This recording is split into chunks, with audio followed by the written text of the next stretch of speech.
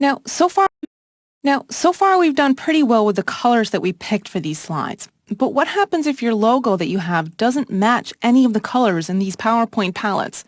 You can match it, even if you don't know the color values or RGB values, using something called the eyedropper tool.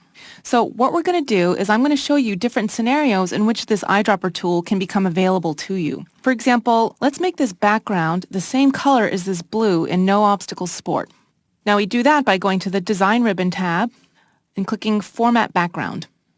So we're going to keep it on a solid fill and click here in this paint bucket icon in the Color tab. However, instead of choosing from our theme colors, I'm going to select Eyedropper.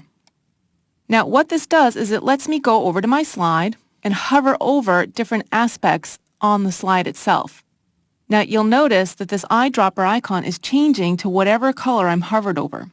Now this actually becomes key because when things are shaded, sometimes you can find a minute shade difference in the actual color you're looking for. See how these two greens are very different. So when you're trying to match a color, try to get it to be as true as you can to the original color that you're looking for. I think this one looks pretty good, so when I'm happy with the color I have, I'm going to click the mouse. Instantly, the background changes. Now this looks great, but there's one more thing I'm going to do. I'm going to change my text so that I can read it a little better to white. So I'm going to click and drag and select white for the font color. I'm going to do the same thing for this header. Now there's a couple more things I can change. For example, on the bamboo slicker slide, I'm going to see if I can change this text to match this red.